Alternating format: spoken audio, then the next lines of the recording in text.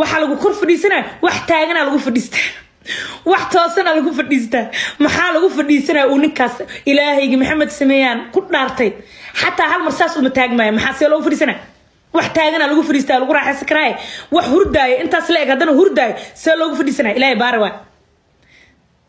سيل ما كده هاي because أصدق بوحشون واي والله إن أنا كده مركا وحويري مركو نم وكشكنا نا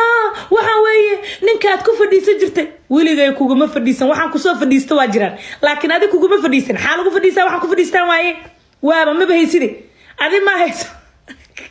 هذا حتى كوجو فرديسنا ما بهيسيدي حن كفر ديسنا صوتا دكتور تكوده دكتور تك ولا له معارو نك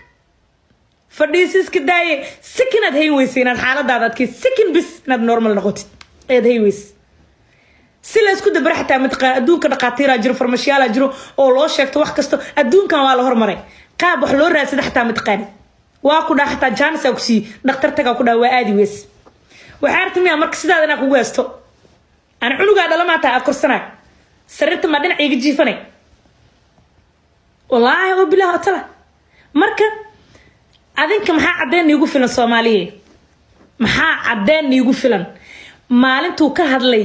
uu aniga yiri saasa u wasay naagta hebelo waay ninka saas kaaga siinay baan ahay badaq 3 bilood baan la noolaa xaraan kadib baan meersaday badaq markuu dhahay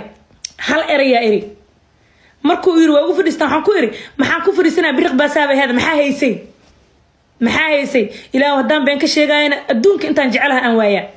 maxaa haysan ku dhan ku fadhiisana waxa ku fadhiistamada hays inta uu ka dhimanayo ninkaas uu maanta iiga harnaa waa laba shay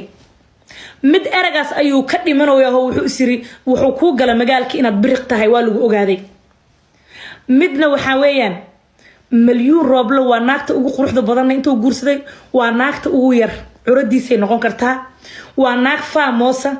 waa naag Soomaali oo dhan jeceshahay waa naag cod kara waa naag aqli badan waa naag gubeed waa naag ixtiraam badan waa naag dagaal badan oo wax disho oo wax noolayso